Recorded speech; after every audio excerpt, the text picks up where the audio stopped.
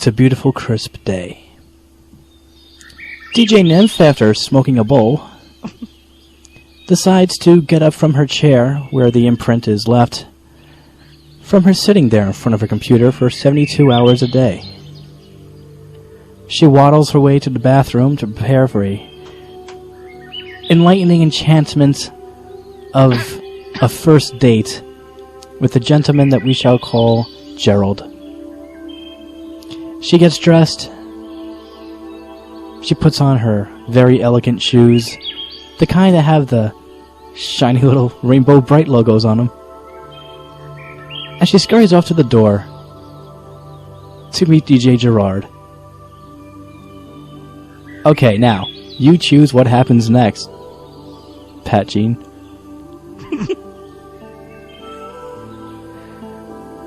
Oh, you don't give me choice. Oh, I see. You're not giving me choices like choose your own adventure. Wow. This is more like a we had to tag it on to each other adventure. See, and that, by the way, had the problem that the choose your own adventure books always had for me.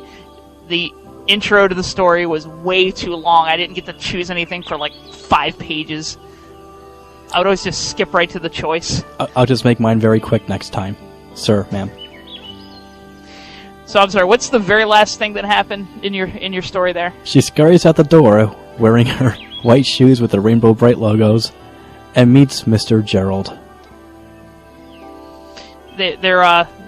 Are they in her house or are they outside of her house? You get to choose. That's your choice. Okay.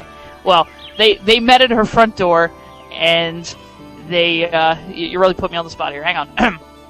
And he gave her a little peck on the cheek, and she gave him a big burly hug. And then they left her apartment, and they went down the stairs.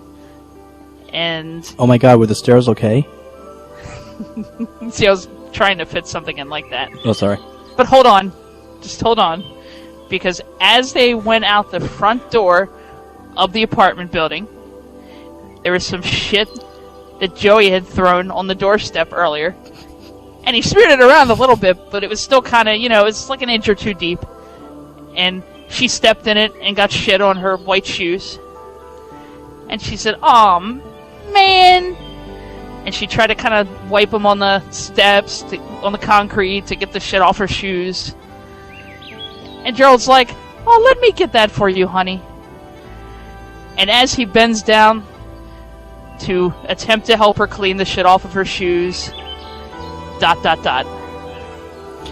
As he bends down to help her try to clean the shit off of her shoes, he realizes that the smell is not coming from the shit. He looks at Angie with a very puzzled look on his face, and Angie says, "Oh my God, I forgot to shower before I left." "I'll be right back," she says, as she scurries off in her Rainbow Bright sneakers. She scurries into the bathroom, she peels off her clothes, and she hops into the shower, complete with 15 shower heads in all the right places. She gets out of the shower. Sorry. She dries off. She redresses, and this time in cleaner shoes. The Hard Knock shoes. And she comes down the stairs with her Base Hunter bag, and she leaps into the arms of Gerald, who then looks at her and says, ...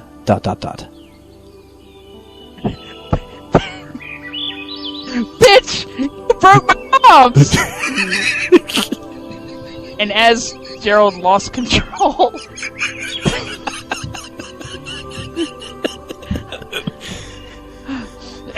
Stop laughing, because it's making me laugh. So Gerald's arms, as he lost control of them because they were now broken, and he simultaneously dropped Nymph on her ass while falling backwards down the stairs from the apartment building onto the sidewalk below, cracking his skull open. And the blood didn't just ooze out, it sprayed like a sprinkler up into the air, into the grass, onto DJ Nymph's clothes. She was now dirty again. And instead of calling 911, or maybe applying some pressure to Gerald's bleeding head before he lost consciousness for the last time. DJ Nymph stood back up, brushed herself off, went back into the building, up the stairs. Yes, the stairs were still okay. Into the apartment, peeled off her clothes, got back into the shower with the 15 shower heads all in the right places. Began showering when suddenly... ... She was there showering, with the 15 shower heads in all the right places, when she looked down and noticed that her monthly flow had began. The blood ran down her leg in an awful, red, bloody mess, much like DJ Gerald's wounds. Onto the shower floor, mixing into the shower water. She looked at it, kind of disgusted, but most importantly, pissed off, because due to her period, she was not going to get laid. When suddenly, out of nowhere, a bleeding DJ Gerald rips open the shower curtain. DJ Gerald, who hasn't gotten any in quite some time, looks down at her bleeding snatch and doesn't really care. He finds it attractive, because at least he knows for sure she's going to be wet one way or another. He grabs a heavy flow tampon and begins to insert it with his fingers. He pulls it out and says, "Oh yeah, that looks yummy." And then he goes, "Kidding. Kidding." And then Nymph looks at him and says, "Are you going to let it bleed all over you? Ah, feel the warmth."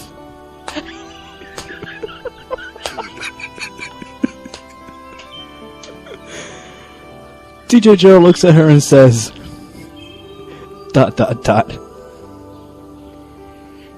DJ Gerald looks at her and says... And then he doesn't get a chance to say anything, because Angie's hot sister, who just had a baby, barged into the bathroom, ripped all of her clothes off, began... Ew, that's disgusting, what I was going to say.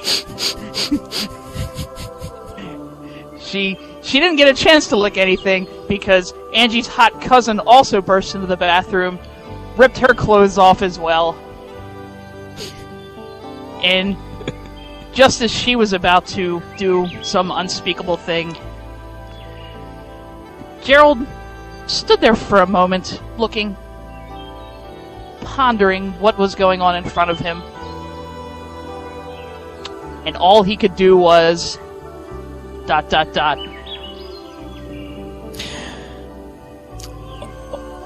Wow.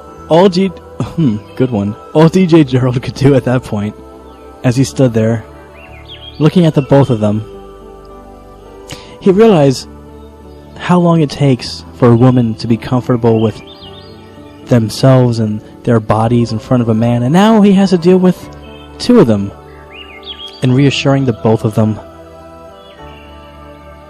DJ Gerald said, "Fuck it. I'll just do it my damn self." And he spanked off. DJ Nymph was not pleased, and neither was her cousin, because if it was her sister standing there naked, that would be wrong. But for some reason, a cousin there is okay. At least it is for SquigY0.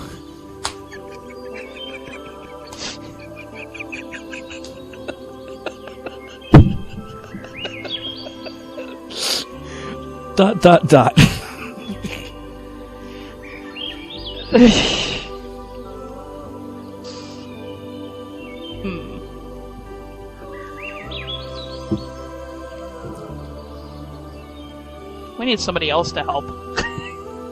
Wait, do I have anybody that we can add? Base Hunter. Yeah. That would make, that be one of Angie's wet dreams come true. I'm gonna try this person. I'm gonna phone a friend.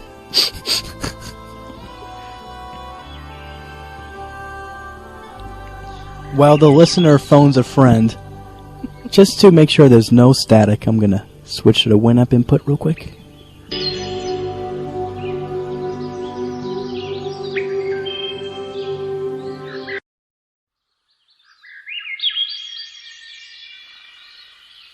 And we're back. It's story time. And Squig is phoning 2 friends. And there's this person, I have no idea who they are. I can call them too. Oh, she's from China. She's no good. What is this how you say sex?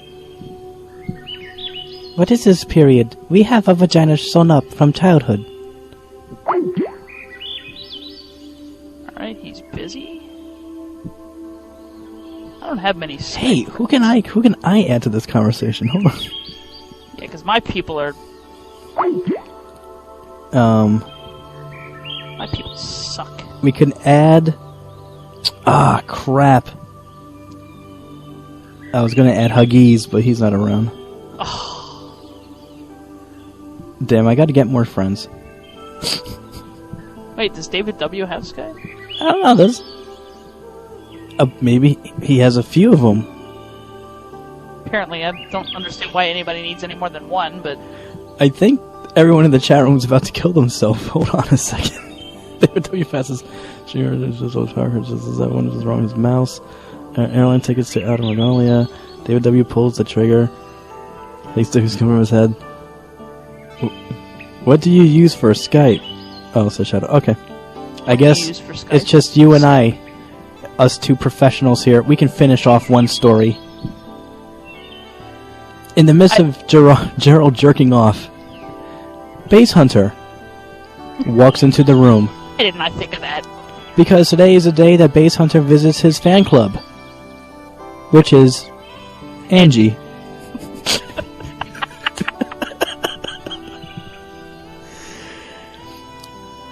And the shock and awe that he saw as he entered the room of seeing Angie naked, and Angie's female cousin naked, and Gerald jerking off.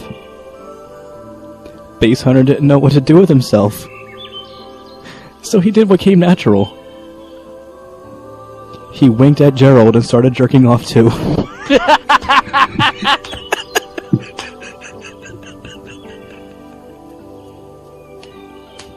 That sounds like a happy ending. Yeah, it does. So sighing discontentedly, Angie and her female cousin just looked at each other and said, well, let's give these boys a show. They turned the shower back on and jumped in, and they performed very, very naughty things on each other. But Base Hunter didn't care. And neither did Gerald. They couldn't comment on anything that was going on either. Because it's hard to talk with your mouth full. Maybe they bit off more than they can chew. Oh. Maybe, it was just quite a mouthful. But all in all 4 of them had their happy endings. #